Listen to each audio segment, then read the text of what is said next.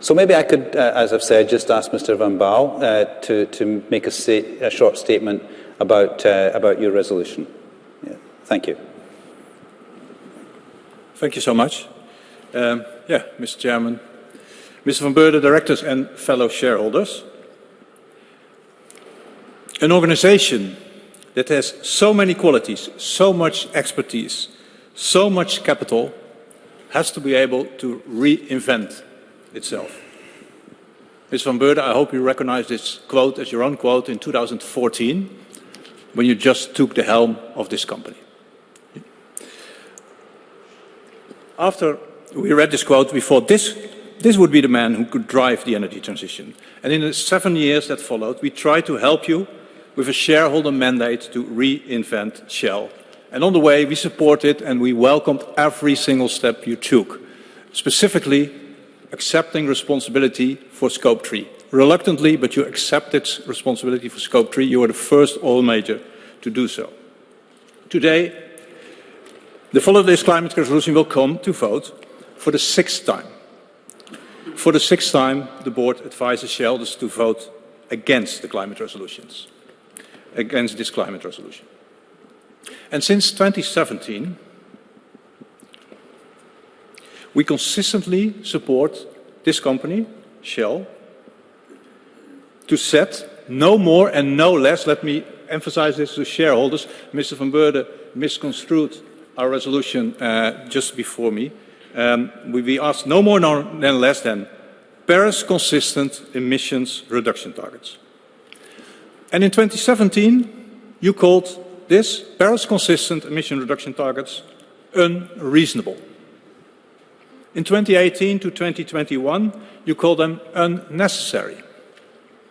And in 2022, a new argument came to the table, unrealistic. It's the exact same resolution, dear shareholders. So after 7 years, we have to conclude that Shell has not reinvented itself. Emissions have not been down dramatically, and more important, the investments, 90% or more of the investments still go to fossil fuels and not to renewables. And in this decade, and that's very important, Shell has no plans to substantially shift investments to decrease emissions. No matter what is needed to radically realistically put the Paris goals within reach. According to the benchmark of the Climate Action 100 parts, the world's largest investors alliance, Shell has no Paris-consistent emission reduction targets and, even more important, no Paris-consistent capital expenditure plans for this decade. A Dutch court confirmed this, ordered you to decrease emissions.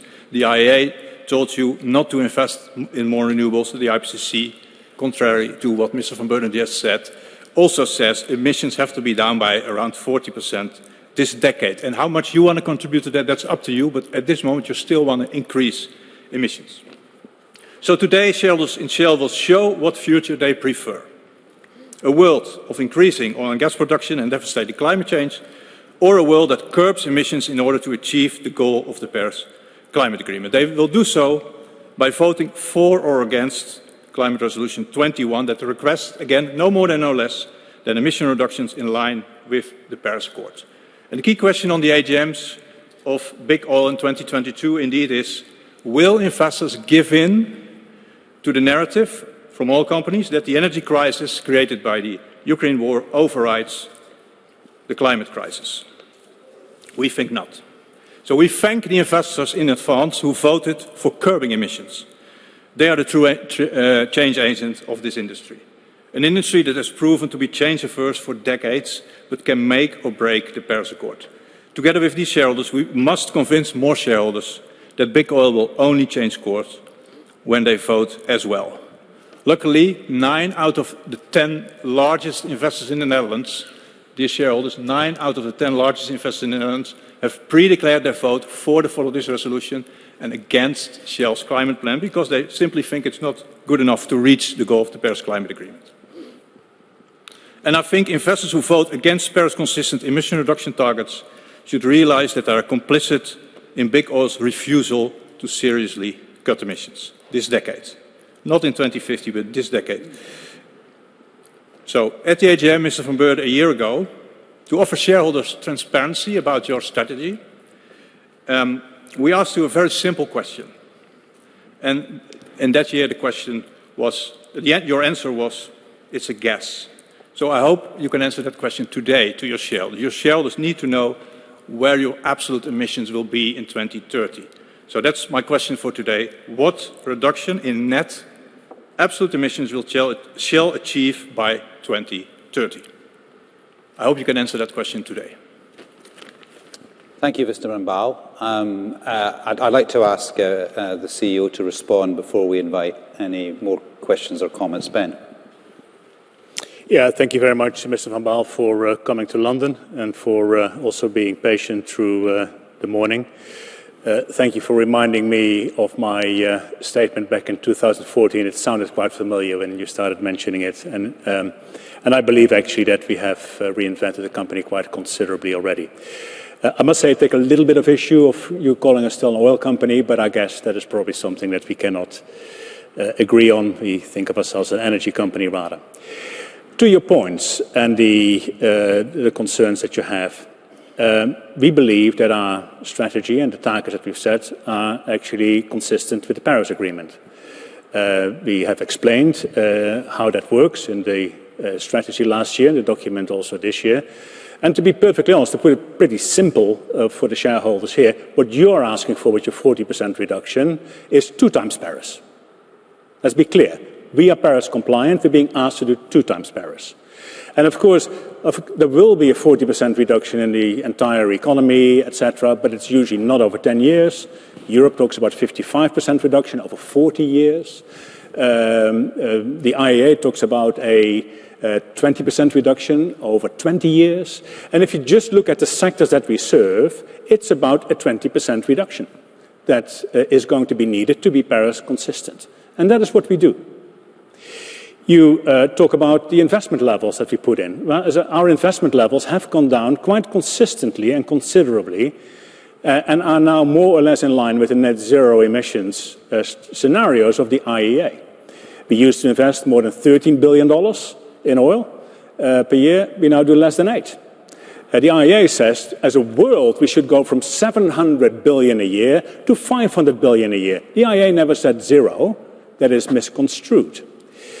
To say that we have no plans, I think, would be a mischaracterization. You also say we still increase emissions. Well, no, we have reduced emissions. I just mentioned it, 18%. And don't think I can get away by just saying something and not be serious about it. Everything that we say in meetings like this, everything that we file in an annual report or in a document is being scrutinized by regulators. We have no option to just say something because it sounds convenient. It has to be true. It also says in that, by the way, that our absolute Scope 3 emissions have come down by 16%. We don't set a target for it, by the way, but it's just a fact.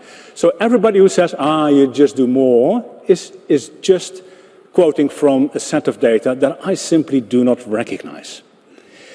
Like I also don't recognize that we would be peddling a narrative that the Ukraine now overrides Paris. It's exactly the opposite to what I say. Actually, Ukraine reinforces the need to go faster. That's exactly what we are doing. We have not set a target for absolute emissions simply because we believe an intensity target is better. Think of it this way. Do you want to be judged on how fast you shrink your legacy business? Or do you also want to be judged on how fast we grow a new business? If you want to just have a shrinking target, then absolute emissions will do the job. If you want to have a replacement target, then you have to work with an intensity. So the intensity target that we have set for 2030, and that's the only commitment I make to you, Mr. Van Baal, is at least 20%, which is fully in line with Paris for the sector that we serve. And I will commit to that again, and we are well on track to meeting it. Thank you very much for coming. Yeah, thank you so much for your answer. It's very clear that you don't want to commit to absolute emission reductions.